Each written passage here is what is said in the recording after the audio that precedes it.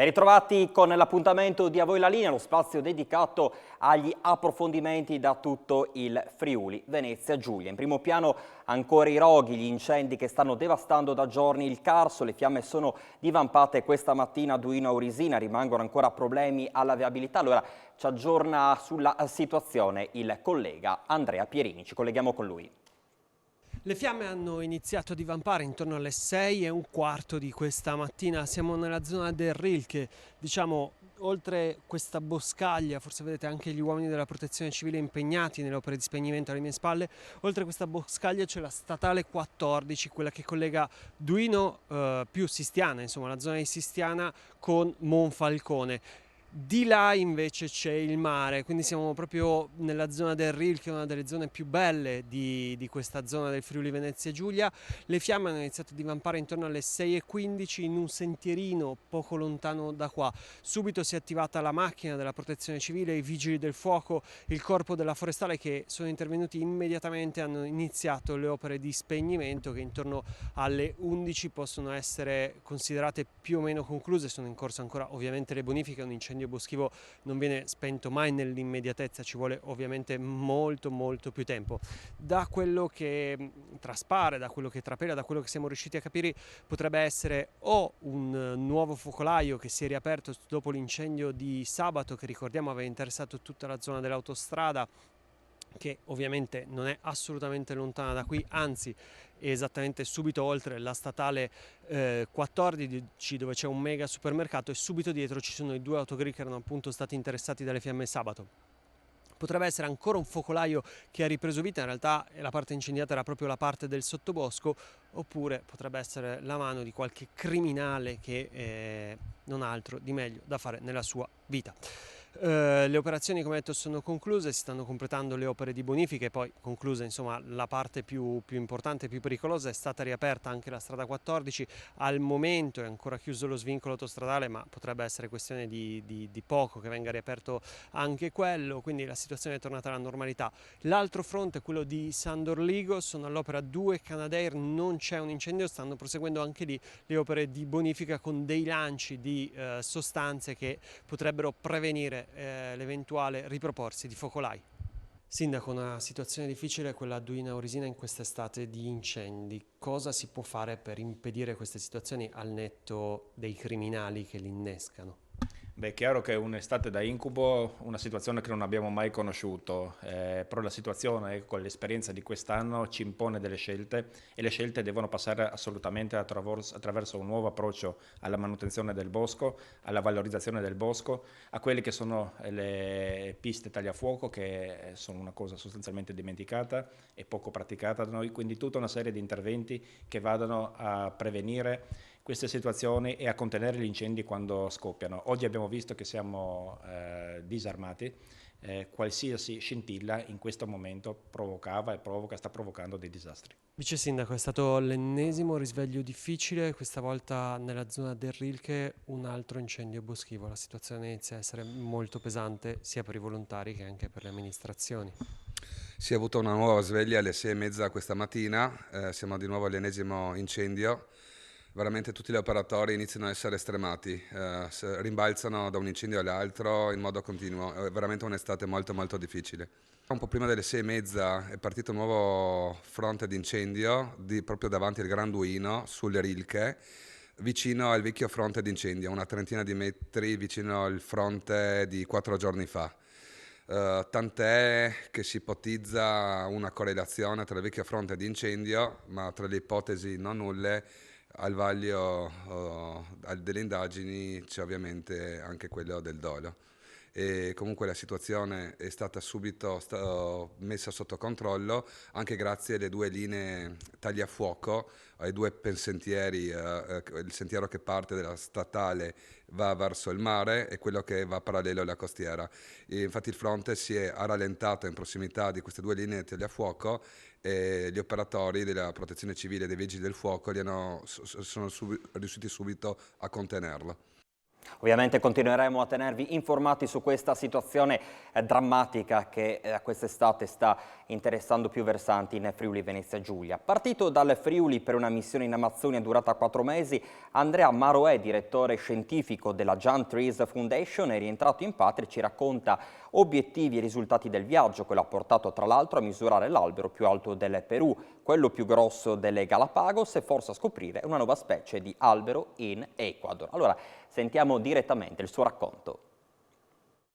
Andrea Maroè, direttore della Giant Trees Foundation, è appena rientrato da un lungo viaggio di 4 mesi in Sud America, nelle foreste del Sud America, a cavallo di diversi paesi. Una missione lunga, difficile ma anche entusiasmante. Quali erano gli obiettivi e quali sono stati i risultati di questa missione? Beh, brevemente gli obiettivi erano proprio quelli di misurare quelli che erano gli alberi più grandi, i patriarchi di 3 diversi stati non piccoli, Ecuador, Brasile, Perù, all'interno della foresta amazzonica e di recuperare e di conoscere quella che era la biodiversità esistente all'interno di questi alberi assieme a dei gruppi appunto di studiosi locali.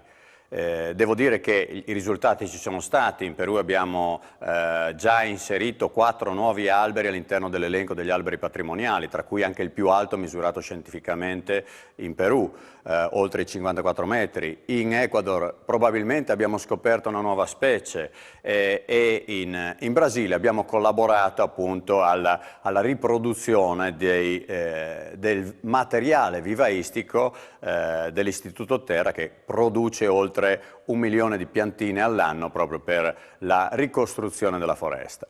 Quindi una piccola mano all'interno di questo studio, di questa conoscenza della foresta abbiamo cercato di darla, cercheremo di darla, abbiamo stretto molte alleanze anche con le varie università, con le associazioni e con gli orti botanici locali, per cui siamo assolutamente soddisfatti e speriamo di continuare questa opera. Non si tratta di andare a caccia di record, ma di raccogliere dati importanti. Perché? A quale scopo? Lo scopo è proprio quello di conoscere e di tutelare la foresta. In realtà noi come Giant Trees Foundation pensiamo che la conoscenza degli alberi, dei patriarchi, degli alberi più grandi e degli alberi più vecchi della foresta permetta di tutelare l'intera foresta, grazie a questo network che gli alberi hanno tra di loro, che stabiliscono attraverso le radici, attraverso le micorrize, attraverso i funghi, attraverso altri esseri viventi e per cui riescono a mettere e a connettere effettivamente proprio tutta la foresta, che diventa un grande, enorme organismo vivente. Grande festa ieri sera a Plaino di Pagnaco per i 100 anni di Vittorina Apollonio. È arrivata a casa il figlio scortata dai nipoti, nonna Vittorina, maestra, ha trovato ad accoglierla anche tanti suoi ex alunni. La festa per noi è stata seguita da Daniele Paroni. Sindaco, è la prima centenaria che festeggi da sindaco, da neosindaco? Da neosindaco sì. Guarda, a dirti la verità, oggi ho festeggiato 2 novantenni e stasera concludo in bellezza perché ne festeggio una addirittura di 100 anni che è arrivata. Siamo tutti molto emozionati nel vederla entrare a casa del figlio ed è veramente una piacevole festa. Oh, ecco Vittoria, mamma mia. E quindi la stiamo vedendo in questo momento. È accompagnata dai 2 nipoti, chissà se si aspettava un'accoglienza del genere. Vittoria, come sta intanto? Bene, benissimo, grazie. Lei era messa adesso? Sì, ero alla messa, sì. Bisogna fare la festa completa. Lei è molto credente? Sì, proprio molto. Lei si aspettava una festa oggi o no? No, perché sono molto riservata. Mi mette in imbarazzo queste cose.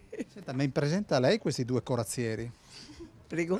Questi 2 corazzieri me li presenta lei? Chi sono? Il nipote più grande e il nipote più piccolo. Tutti e 2 figli di mia figlia. Questo è un bravo dottore, questo è un bravo ingegnere. Cioè, meglio di così, eh? Meglio di così proprio.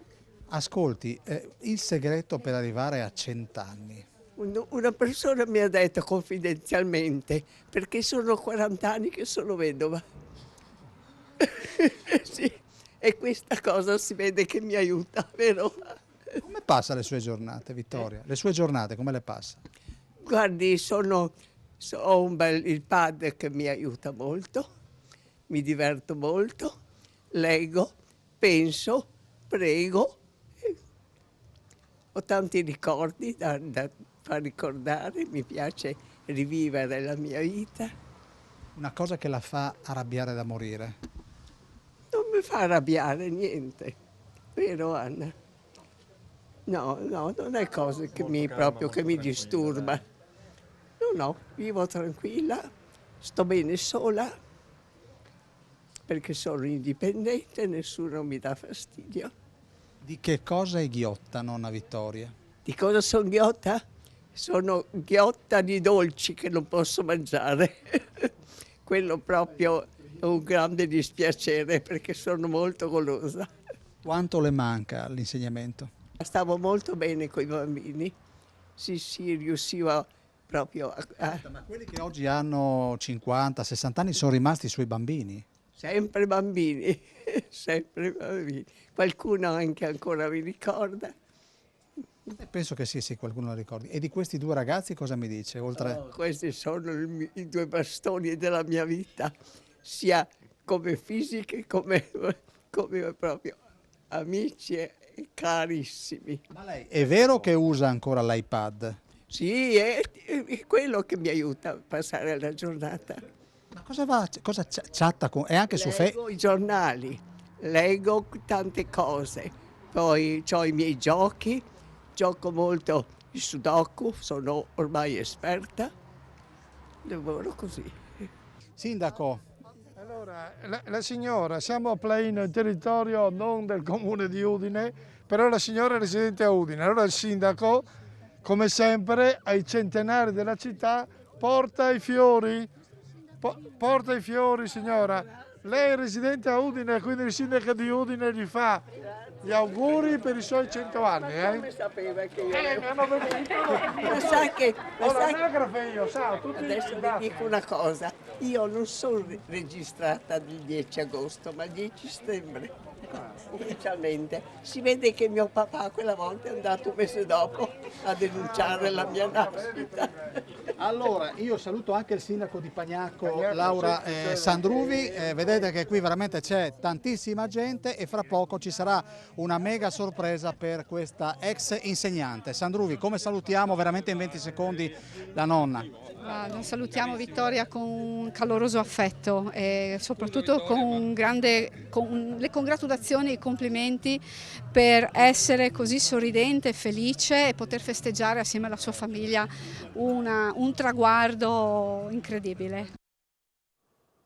E soprattutto arrivare a 100 anni così in forma. Ancora tanti auguri a nonna Vittoria. Allora chiudiamo anche a voi la linea, grazie per l'attenzione e buon pranzo a tutti.